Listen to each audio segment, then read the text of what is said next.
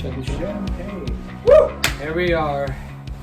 Happy Sunday, everyone. Happy Father's Day to all of our fathers. Happy Father's Day. Yes. Yes, happy Father's Day. Yeah, it's awesome. What a great day. Hey, I don't know if you saw, but every paper is like headline. Every paper around the nation. I don't know if you saw it this morning, but it's June 21st, 2020. Got it? That's my dad joke. Oh, dude. Oh my gosh. It's on every paper. It's on every paper. It's on everything. Every article today. It's June 21st, 2020. There you go. What about that one? Well, No, here we are for an intro. He hated it. That's- He hated it. I don't care though. But that was my. Did you see? Breaking news. Breaking news. Breaking news. It's From top the of every front newspaper. Yeah. Oh my gosh. Who reads newspapers anymore? I know it's on. It's true. I wish like the Panagraph. So happy Father's News Day. Gazette. Let's try again. We start over. Go. Or, I think we're in. Just We're in messing, too just deep. messing. I keep digging. It's all good. Oh my gosh, Yeah. yes. So back at it, another episode of 6 Feet Apart. We are almost at the end of June, which is incredible. Then one more week or whatever, then it's July. Summer seems to go fast. It's picking up steam. That's like a month apart from graduation, right? Like we're Already. a month removed from graduation. Yeah? Mm-hmm. Yeah. So we've got a little bit of rest coming up, a little bit of relaxation. But one thing I just, I had to share is this is on my mind. So last night, the three of us are having supper, a couple of students, and dessert round comes around. That's fine. But there's a particular item that was offered to me for dessert that I was not fond of, and I still smell it. Oh, come on. Oh, It's no. still, it's still there. It's still there. So for all you hunters out there, you'll know what this is about. But Father Chase offered us, if we had never smelled it before, deer pee. Yeah, the bottle of deer pee. To be clear, it was doe urine. Yeah. What's the difference? What's deer pee, Just- doe urine? I'm talking to those who might be hunters who are saying Well, that's there's a not lot the of proper right. Yeah. deer Well, pee. if you, so tell us about like what in the Well, world. I don't even know how we started talking about it. That's not what I usually offer for dessert. Well, for someone usually. just to Usually. smell, or like you should have some of this. We didn't do anything with it besides smell it, by the way. Then garnish the. I think we were talking about the word ratchet. That's right. And Yeah, I that's said, it. I said, That's when it. I think of the word ratchet and what I've Yes. learned from our students of what that word means, I think of this smell, like something that is like completely ratchet. Anybody who wants to smell it, when you get back, I'll show it to you. But Wow. the story behind doe urine Thank you. is that when you're hunting Deer at pee. times, right, the deer are very keen in their sense of smell, right? And so you want to cover your own smell, and you do that by leaving your clothes outside before you go hunting and all that kind of stuff. But you don't put the doe urine on yourself. You just spray it around the place where you're going to be, and it's kind of attractive to the bucks, which are the male deer, right? Because usually when you're hunting, it's about the time that they're in rut, which means that they're looking for the females, right? And so you spray this doe urine to show that you're not there, but that there might be a doe in the vicinity that they might be looking for. So that's the idea behind it, right? Mm-hmm. Yep. And I to what shall I compare the smell? Please. There is none. There is none. I mean, I think it is the proper word is ratchet. I don't know. It is lingering. It got into the nasal. It's bad, man. It was. It's one of those smells you don't forget. You know, there's a lot of Oh. smells like that. Yep. Just- So and I mean, shocking to probably most of you. I'm not an outdoorsman, so any kind of. And you hate dogs, apparently. My Oh, goodness. That was a heck of a start to the homily. I was like, oh, hey, you just There were some alienated most of the laughs, and then I looked out, and there were some people like, Yeah. Right. Well. I think you scared some of the kids. Yes. Yeah, fair enough. Oh, that's Yeah. probably true. Shoot, didn't think about it. Well, kids, your dog's evil. Oh, gosh. Oh my gosh, imagine mom and dad having to explain that Yeah. afterwards. No, not their dog, just that dog that was next door. Man, I could still see it. My sister texted me actually and said that she doesn't remember that incident. Obviously, she wasn't there. Didn't traumatize her. But she remembers the dog sort of vaguely. But I mean, it was this like patchy white with black patches and oh my gosh, it was bulldog. pit. I mean, it was gross. It's changed species. No, not bulldog. Sorry, no, pit bull. Pit bull. Pit bull. And then I don't know, like the high shoulders of a boxer or whatever. I don't know. I don't know. Yeah, it's like that kind of terror. So, yeah, that dog was evil. And we had no fences. I mean, there was nothing there. So I just came right up that way. Anyway, we don't need to relive it. But yeah, I probably could have toned it down for the children. But ever since then, you've never had a pet, never had a dog? Well, we never had a dog, no. Yeah. No cats. Mom and Dad always told us we were allergic, which I'm grateful for. I'm pretty sure we're not allergic. That's a good excuse. But yeah, I grew up believing I was, which was fine by me.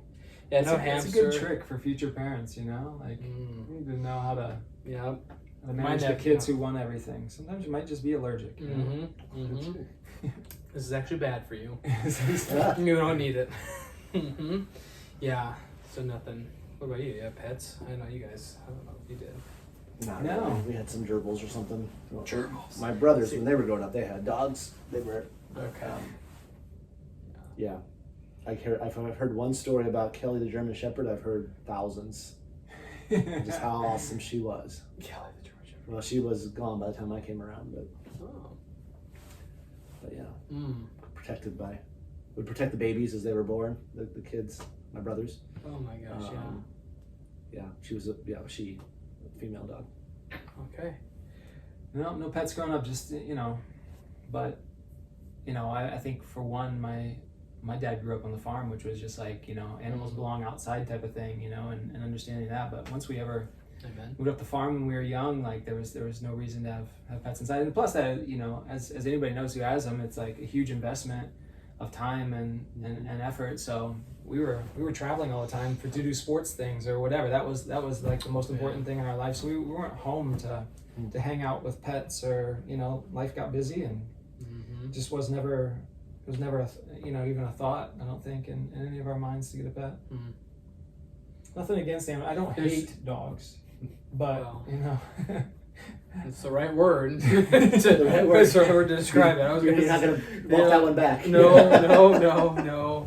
I mean, it's just. I mean, I could get to a point of tolerance of if it's a good dog, and most especially if it's a good dog owner and understands. So, for example, we'll shout out. Very important to be a good dog owner. Yes, huge, right? Because there's been terror stories of priests with the rectories and the dogs, and they move on. But just down the road from us, Monsignor Deptula is one of my dog owner idols, because he has his he loves his retrievers, retrievers. Golden retrievers. I don't know.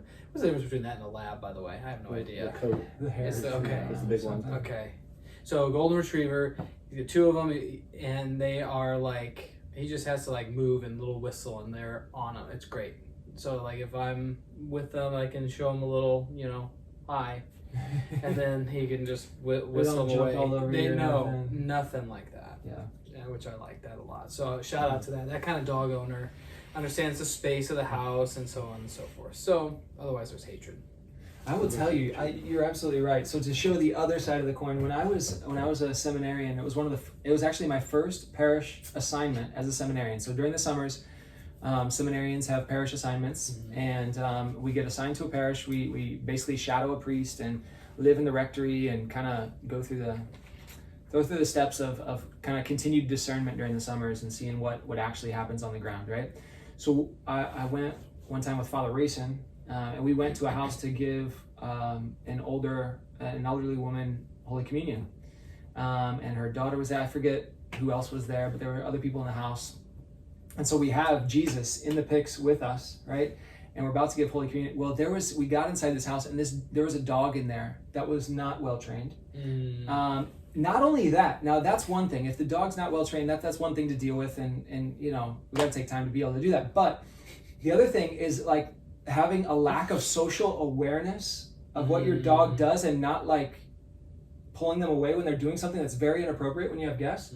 So this guy brought Jesus to the house, which they believed in and desired. But when we get there, this dog, like we're sitting on a couch like this next to each other, and they're sitting somewhere across from us, and this dog was like jumping all over us and trying to like lick our faces and trying to like and it just jumping and annoying and barking and like it was like there was nothing said. There was nothing said. It was like cute or something. It was not cute. It was not cute at all. It was annoying to be one, but also it was like a lack of awareness of what we were there to do, you know, and we were trying to give this woman Holy Communion, and I don't even remember how it all ended, but I think the transaction actually happened at some point. She received Jesus. Good. And the dog didn't. But it was so awkward. Like we had to like actually leave because it was so awkward, embarrassing, and annoying at the same time. So yes. Oh my gosh. Preach it. That's one right thing on I'll line. stand with you. All right. Yeah. Appreciate that. Well, hey, the next little bit, like we could just share a little bit of I've been praying and thinking about this for a while now, but we got finally a word from the university this last week on what the fall looks like, which brings with it a million different questions. As I've said on this before, I'm very happy to be the second assistant chaplain. So there's one priest, two priests, then me. So in terms of vision and how this is all going to work. So again, with Father Lampett at the helm, with Tristan, our director of operations, and the whole staff. But the excitement is just knowing that we're going to be back. So I don't know, do you guys, from this week, thinking about what are we most excited about, looking forward to? And then like a challenge, I've been thinking through how do we just do us? What is Newman Hall? But I don't know, it was kind of it was a good announcement, given that we moved to phase 4. And who knows what that means. Well, given that.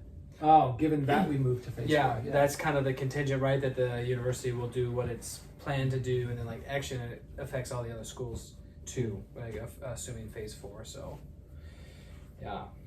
No, obviously I already forget the question, but I'm excited that we have the opportunity, like the students to come back, and like obviously we've been gone, for how long? We've already had a summer break basically, and now we're entering into the second half of summer break. So, in order for us to do what we do and to be who we are, right? Yes. We this is a perfect example, I think, of like there's no need for priests if there is no church, if there's no laity, right?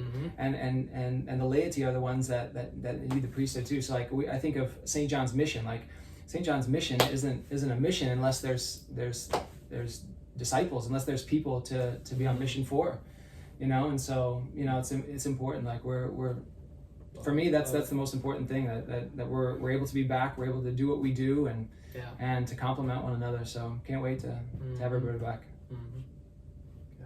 Yeah, I can't wait to see how this is going to work. I mean, quite honestly, like I'm really excited to have students back, and that's going to be awesome. Yeah. But then what does life look like with social distancing and all the precautions that have to be taken care of? I'm still trying to dream about that, think about what that looks like. But definitely want students back, that's for sure. Yeah. Absolutely. Well, didn't the follow-up email say that like we're going to have to wear masks at all times on campus? Is that right? It's hard to interpret, but I don't know. I don't recall it. So I think it says something. My thing, like in public spaces, does that mean like if I'm going into an academic building, like as soon as I enter, or does that mean on the quad, I'm in masks and during like a passing period? I could see that being a mask time too, because you're passing through the midst of the people. So. Yeah, so I don't know. And then what dining looks like, because that's another takeout. Is it going to be takeout? It sounds like maybe there might be tables, but anyways, it's going to, like Father Lampett mentioned, it's going to be a mystery. So I just know I can start to be creative with my mask making now. What am I going to see? different things, different masks for the day of the week.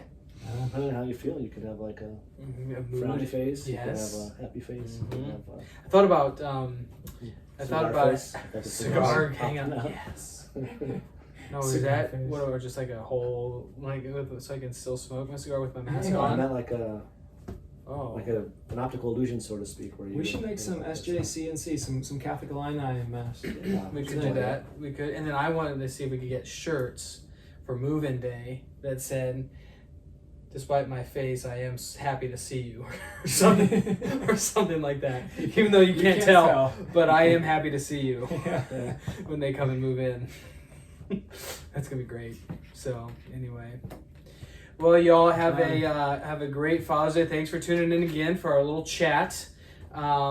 Keep plugging in and keep staying informed with all that's going on here. As communion's offered, another outdoor mass this Wednesday. Slowly but surely getting back into having that body of Christ coming together in different ways. So thank you all for your prayers, your patience in that, especially if you're local, and just continue to be fed through this. So have a great week. God bless you, dads. Happy Father's Day to you, dads. All right. Have a good See you day next time. God bless you.